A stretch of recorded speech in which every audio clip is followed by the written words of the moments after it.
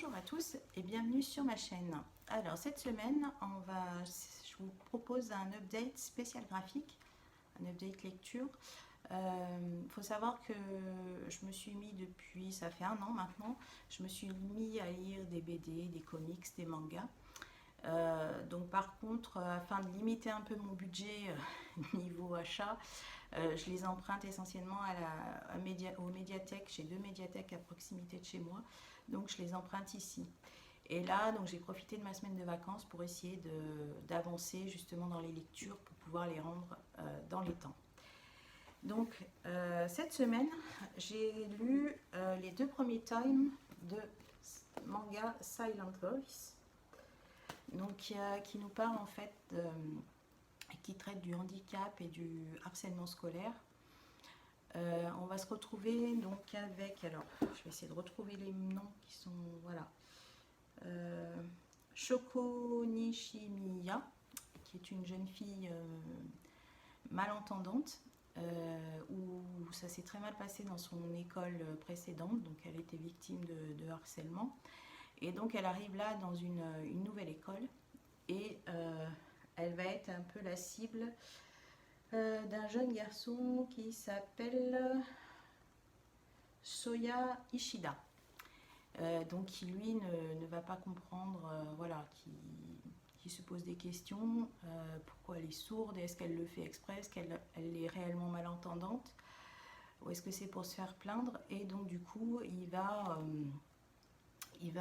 l'embêter, ça va être sa tête de turc en fait, donc le moindre petit truc, voilà, il va tout faire pour l'embêter. Donc ça va être par exemple de rouler une feuille de papier pour faire un cône et lui crier dans les oreilles pour voir si elle entend ou pas. Ça va être de lui piquer son cahier où elle écrit pour communiquer et de le balancer à l'eau. Ou par exemple il va ramasser des saletés, paf, il va les jeter par la fenêtre sachant qu'elle est en dessous. Voilà, donc c'est tout des choses comme ça. Jusqu'au jour où il s'en prend donc aux appareils auditifs qu'elle a eu à nouveau, et où ça va être assez régulier, qui lui casse, qui lui vole, qui lui jette par terre. Et donc les parents au bout d'un moment vont porter plainte et bien sûr tout le désigne, et c'est lui qui va devenir la tête de turc de ses camarades, qui va être le laissé pour compte. Et donc du coup voilà, ça va le suivre comme ça jusqu'au lycée. Et au lycée, il va se poser des questions. Et il va finalement essayer de demander pardon à Soko. Donc voilà, on est sur ces... Donc c'est vrai que je vous ai raconté en gros le tome 1, enfin pas dans les détails, mais... Donc voilà, il va essayer après de se racheter. Shoko, elle lui en a jamais voulu. C'est vrai qu'elle a toujours été souriante, elle a toujours pris les choses du bon côté. Chose que lui n'a jamais compris, et justement ça ravivait encore sa colère. On va voir par contre sa famille, elle n'a rien oublié et lui en veut énormément de ce qui s'est passé en primaire. Donc voilà, oui, j'ai trouvé ces deux premiers tomes pas mal. Après c'est pas très vivant non plus, mais bon, ça se laisse bien lire, donc je pense que je lirai la suite. Et il me semble que c'est ressorti dernièrement dans une nouvelle édition. Il faudra que je regarde, mais il me semble que j'en ai entendu parler il n'y a pas très longtemps. Voilà. Ensuite, j'ai lu un comics, donc là on part dans l'épouvante, qui est Severed, où là on va suivre un jeune garçon donc, qui vient d'apprendre qu'il avait été adopté, et qui a reçu une lettre de son père biologique. Et donc il va tout faire, il va du coup fuguer de chez lui pour partir à la recherche de son père, qui est a priori un violoniste célèbre, enfin, un violoniste talentueux. Et lui, comme il aime bien aussi la musique, il a envie d'aller jouer avec lui, voilà, sur les routes et tout ça. Donc le voilà parti, il va faire plein de rencontres, dont une qui va être déterminante en fait pour la suite, puisque on va dire qu'il rencontre tout simplement le diable. Voilà, il y a des rencontres qu'il ne faut surtout pas faire, et lui malheureusement il va tomber dessus. J'ai beaucoup aimé ce comics. D'ailleurs, les illustrations sont assez jolies. J'essaye de pas trop vous spoiler, mais j'aime beaucoup le crayon, les couleurs aussi. Je retrouve une autre page. Bon, après, on reste dans du assez sombre quand même. Hein. Il ne faut pas oublier que c'est un comics d'horreur qui va traiter en fait comment on appelle ça, du croque-mitaine. D'ailleurs, à plusieurs reprises, ça m'a fait penser à un épisode de Buffy contre les vampires, où elle se retrouve, où Buffy est malade, elle se retrouve à l'hôpital, et en fait, il y a un croque-mitaine qui rentre dans les rêves des jeunes patients, et elle va essayer de les sauver. Donc voilà, on est là-dessus. Alors au début, on voit pas trop où ça va nous mener, mais plus ça va, plus on monte dans l'horreur, ça devient angoissant, oppressant. Et moi j'ai beaucoup aimé parce qu'on part de quelque chose de tout simple, voilà, un jeune fugueur qui va essayer de retrouver son père, et après on rentre dans quelque chose de beaucoup plus noir, chose auquel on ne s'attendait pas forcément. Donc voilà. Et la fin voilà, est plutôt bien vue, et on reste voilà, dans les mythes et légendes du croque-mitaine. Donc je vous le remontre. Donc c'est Severed de Scott Snyder, Scott Tuft et Attila Futaki. Voilà, si ça entend certains. Franchement, c'est plutôt pas mal. Après, donc je me suis lancée dans quelque chose de beaucoup plus doux et de beaucoup plus soft, puisque c'est un livre jeunesse, et c'est le tome 1 de Miss Charity aux éditions Rue de Sèvres, de Loïc Clément et Anne Montel, et d'après le roman de Marie-Aude Muraille. Donc là, on va se retrouver, on va suivre une petite fille qui est fille unique dans une famille d'aristocrates. Donc on est à la fin du 1875, donc à la fin du 19e siècle. Donc les enfants voilà, sont plutôt là, moins on les voit mieux c'est, enfin, surtout dans la famille de Charity. Et elle est la troisième et seul enfant qui a survécu de cette famille d'aristocrates. Et c'est vrai que ça l'apaise énormément. Elle est toute seule, mais par contre, elle a une imagination débordante. Et elle va se prendre de passion pour tout type d'animaux ou d'insectes. Donc elle va commencer par sauver un oisillon ou récupérer un escargot. Ça va être une souris. Elle va avoir d'ailleurs un rat pour animal de compagnie.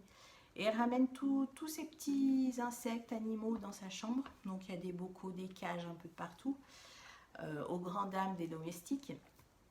Mais en fait, par contre, elle essaye toujours de comprendre, de trouver, par exemple, voilà, si elle a un de ces animaux qui meurt, elle va le disséquer, par exemple, et essayer de voir pourquoi, qu'est-ce qui s'est passé. Donc elle va se passionner pour plein d'autres choses, pour plein de choses, et pour les insectes, pour la mycologie, pour la nature.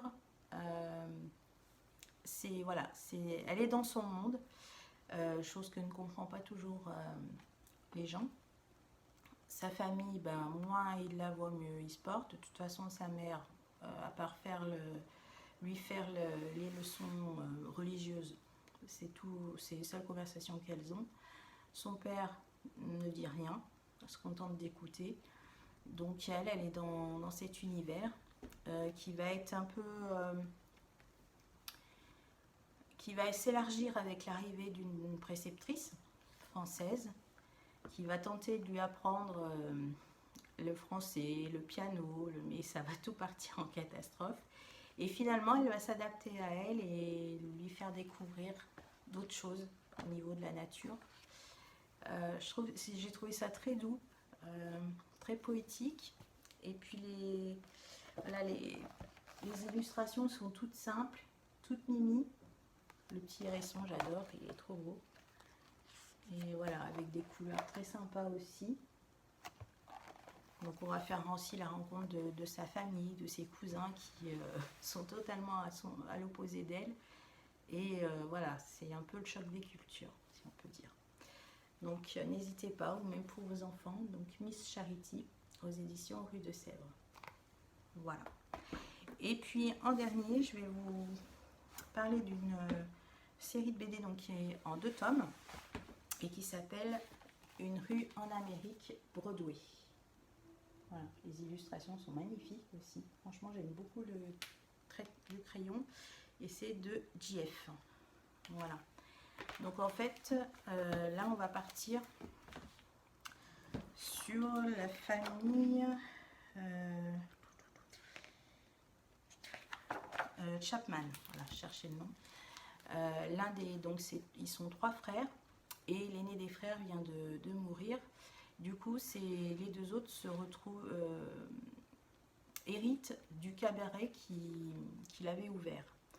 Alors au départ, il y en a un sur les 2 qui n'est pas trop pour le reprendre, qui préfère continuer avec l'usine de chaussures qu'il a ouvert. Et puis finalement, le deuxième arrive à le convaincre et donc il décide de relancer le cabaret. Sauf que voilà, à Broadway, dans les années folles, donc on est dans les années 20, la concurrence est rude. Et puis, c'est un univers assez particulier, Broadway. Donc ils vont rencontrer plein d'obstacles. Déjà, il va falloir remonter la troupe.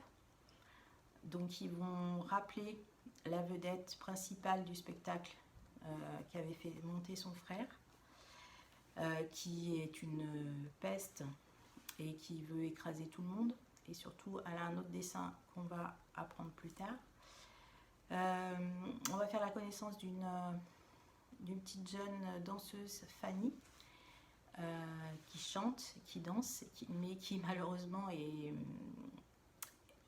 pleine de maladresse et qui du coup se fait renvoyer de tous les cabarets où elle a travaillé. Donc elle est sans arrêt en train de chercher un nouveau poste. Et donc là, elle va être envoyée par la vedette du cabaret qui est en face de celui de Chapman en lui disant « ils vont rouvrir, vas-y, tente ta chance ». Et elle arrive au moment où les frères se posent encore la question s'ils vont le faire ou pas, reprendre le cabaret ou pas.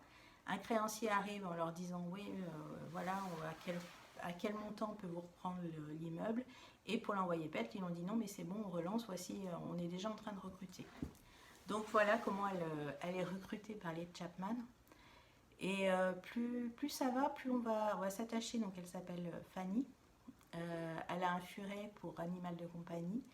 Et on va s'attacher à elle parce qu'elle est assez ingénue, assez naïve. Mais par contre, elle est pleine d'idées. Et voilà, ça va permettre qu'elle va soumettre aux frères Chapman. Et petit à petit, trouver des solutions pour relancer le cabaret. Mais ça va pas être simple. On va se retrouver entre des vedettes qui se croient les meilleures alors qu'en fait pas du tout, des metteurs en scène véreux, des concurrents prêts à tout pour pas qu'ils ouvrent. Donc c'est assez... J'ai beaucoup aimé. On est vraiment dans les années 20, dans le Broadway des années 20, les années folles, avec le Charleston, le début des jazz bands. J'essaie de vous montrer des planches. Voilà, on est tout à fait dans l'univers. Moi, j'ai beaucoup aimé les dessins.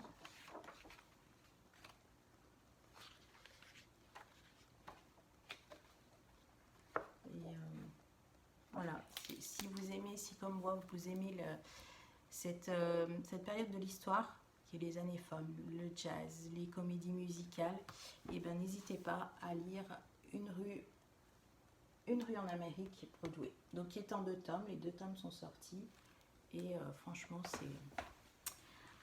on passe un très bon moment. Voilà, c'est tout pour cette vidéo. Donc sur ces quatre titres. J'essaierai de temps en temps, voilà, de vous en refaire. Alors, c'est vrai que j'ai pas forcément... il y a des fois, je suis juste dans les temps et il faut que je les rende le lendemain, donc j'ai pas forcément le temps de tourner. Mais voilà, sur mes jours de congé ou les vacances, tout ça, quand j'ai une petite sélection prête, et ben je filmerai et je vous ferai un update spécial graphique. Voilà, je vous dis à bientôt. N'hésitez pas à mettre en commentaire s'il y en a certains que vous connaissez ou que vous avez envie de découvrir, que je vous ai donné envie de lire. Mettez le petit pouce bleu qui fait plaisir, likez, partagez, enfin faites ce que vous voulez. Et puis je vous dis à très bientôt dans une prochaine vidéo. Bye bye.